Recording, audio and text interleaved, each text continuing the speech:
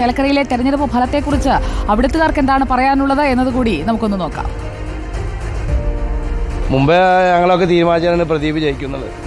അപ്പോൾ അതുകൊണ്ട് എല്ലാവരും ഹാപ്പി തന്നെയാണ്. പിന്നെ ഇപ്പോൾ മറ്റേ എതിർകക്ഷികൾ പറയുന്നുണ്ട് ഭൂരിപക്ഷം കുറവാക്കി അതിൽ കാര്യമൊന്നുമില്ല. ഞങ്ങളൊക്കെ ഹാപ്പിയാണ്. ഇപ്പോൾ ഇവിടെ ചേലക്കരക്കാർ പ്രദീപേട്ടൻ ജയിച്ചതിന്. പ്രദീപേട്ടനെ സംബന്ധിച്ചൊന്നും നോക്കാനൊന്നുമില്ല. അത് മുന്നേ ആദ്യം 5 വർഷം ചെയ്തു വെച്ചിട്ടുള്ള കാര്യങ്ങളെ മതി.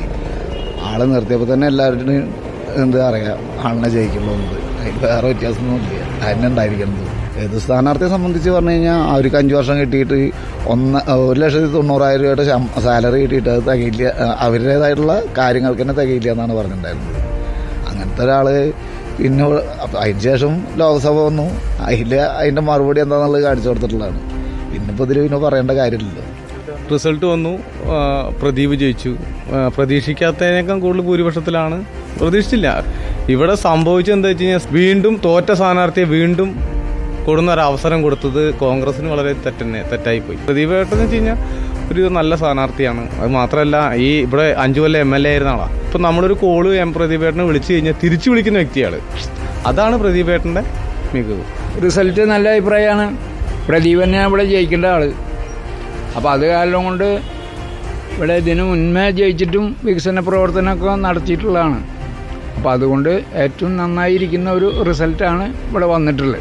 MA നല്ല സ്ഥാനാർത്ഥിയായിരുന്നു.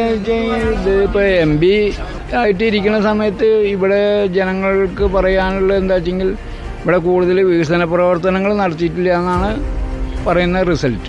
UR പ്രദീപ് ജയിച്ചതിൽ സന്തോഷമുണ്ട്. എന്നാൽ സംബന്ധിച്ചിടത്തോളം അവർ ജയിച്ചു കഴിഞ്ഞാൽ ഇവിടെ ഒന്നും ചെയ്യാൻ പറ്റൂലല്ലോ. അതുകൊണ്ട് UR പ്രദീപിനെ വിജയിപ്പിക്കാൻ വേണ്ടിയിട്ട് പ്രോത്സാഹിപ്പിച്ചിരുന്നത്. ജനങ്ങൾ ഓരോരുത്തരെ വ്യക്തമായി മനസ്സിലാക്കി വെച്ചിട്ടുണ്ടാവും. അവർക്ക് വോട്ട് ചെയ്തു. പക്ഷേ രമിച്ചു കൊണ്ടുപോകുന്ന പ്രതീക്ഷിച്ചത് പറ്റിയത് നമ്മൾ പ്രദീപേട്ടം കൊണ്ടുപോയി. പ്രദീപിന് എത്ര കിട്ടുമെന്ന് വിചാരിച്ചില്ല. പാർലമെന്റ് ഇലക്ഷനിൽ ഇവിടെ 5000 വോട്ടിൻ്റെ ലീഡാണ്ടായിരുന്നുള്ളൂ. അപ്പോൾ ഇത്ര വലിയ വിജയം പ്രതീക്ഷിച്ചില്ല. പ്രദീപല്ലേ ഇവിടെ നല്ല ഭൂരിപക്ഷത്തോടെ ജയിച്ചായിരുന്നു. പിന്നെ ഇവിടെ രമ്യാണ്. പിന്നെ ആരുകൊണ്ടാണ് പ്രദീപ് ജയിക്കാനുള്ള കാരണം? നല്ല അഭിപ്രായം. നമ്മുടെ നാട്ടുകാരനല്ലേ ജയിച്ചാക്കണം. അതുകൊണ്ട് നല്ല അഭിപ്രായമാണ്. പ്രദീപേട്ടനാണ്, നല്ല മനുഷ്യനാണ്. പിന്നെ ഒന്നാമത്തെ ചേലക്കരക്കാരനും കൂടി.